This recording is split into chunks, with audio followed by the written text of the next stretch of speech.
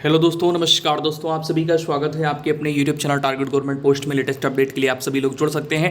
कोई भी जानकारी अगर बीएड से रिलेटेड चाहिए तो नीचे दिए गए रेड कलर के सब्सक्राइब बटन दबाइए और बगल में दिए बेल आइकन को ऑन कर लीजिए, जिससे कि आने वाली अपडेट आपको समय से मिल सके।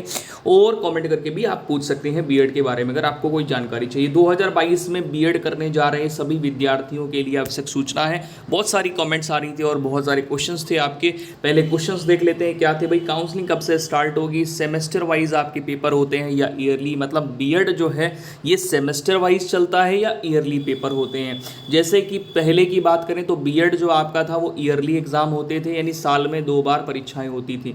अब क्या हो गया है कि बीएड कोर्स अगर आप लोग करेंगे तो जैसे डीएलएड होता है, यानी जो बीटीसी होता है, डीएलएड को ही बीटीसी, मतलब डीएलएड का जो पूर्व नाम है वो बीटीसी है, ठीक है। तो डीएलएड में आपके 4 सेमेस्टर होते हैं, वैसे ही बीएड में भी 4 सेमेस्टर कर दिए गए हैं, ठीक है। तो इसमें क्या होते हैं, बीएड में सेमेस्टर वाइज परीक्षाएं होती हैं, तो बीएड में आपको इस बार सेमेस्टर वाइज परीक्षाएं मिलेंगी, ठीक है।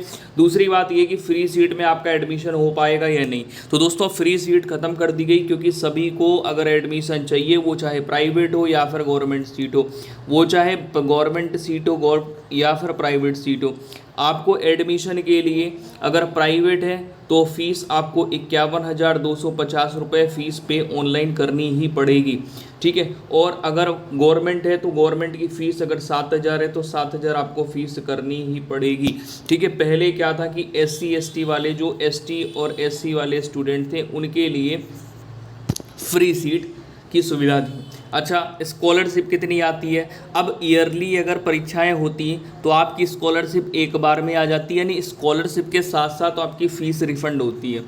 आपकी जो फीस लगी होती है वो रिफ़ंड होती है, ठीक है। स्कॉलरशिप के साथ साथ आपकी फ़ीस भी आती है। जैसे हम प्राइवेट कॉलेज की बात करेंगे तो 51,250 ये फ़ीस आपकी टोटल पे होती है। लेकिन सेमेस्टर वाइज के चलते आपकी जो फ़ीस और स्कॉलरशिप है वो किस प्रकार से आती है, तो इसमें 2 किस्तें आती हैं। एक किस्त आपकी 20,000 की आती है और दूसरी किस्त आती है 23,000 समथिंग की, ठीक है। तो टोटल मिला करके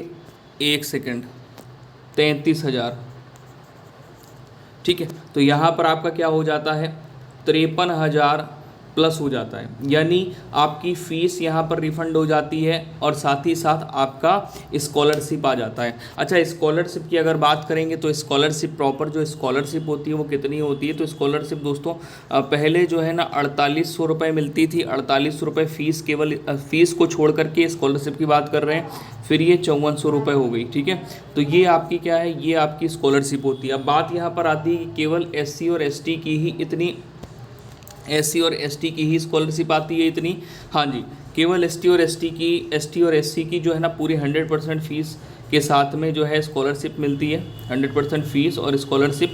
और बात कर लेते हैं EWS की।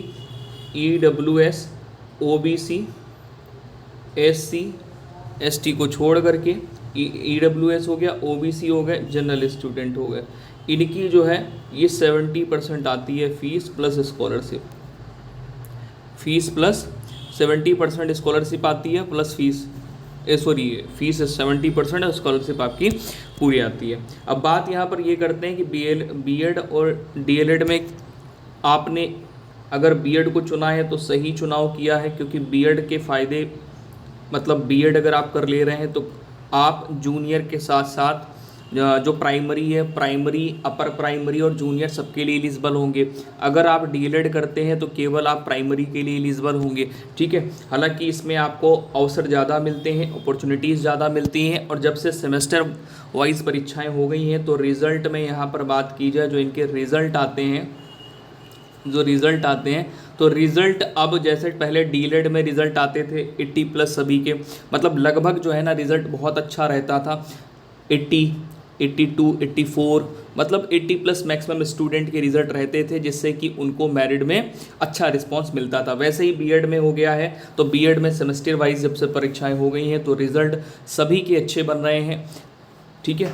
चलिए, तो और कोई जानकारी अगर आपको पूछनी है तो कमेंट करके पूछिएगा। हालांकि काउंसलिंग के लिए हम आपको बता दें कि काउंसलिंग इसलिए अभी शुरू नहीं की गई है, शेड्यूल अभी जारी नहीं किया गया है, क्योंकि अभी सभी के जो यूनिवर्सिटीज़ हैं उनके एग्ज़ाम नहीं पूरे हो पाए हैं, और पूरे होने के साथ साथ जो लास्ट ईयर वाले स्टूडेंट हैं उनके रिज़ल्ट नहीं आ पाए हैं। तो रिजल्ट प्लस एग्ज़ाम कंप्लीट हो जाने के बाद में जो रोहेलखंड विश्वविद्यालय है वो शेड्यूल जारी करेगा, उसके अनुसार आपकी काउंसलिंग प्रारंभ होगी। हालांकि जो है काउंसलिंग आपकी सितंबर के लास्ट वीक से स्टार्ट होने की संभावना है। जय हिंद सभी को, आपका दिन शुभ हो।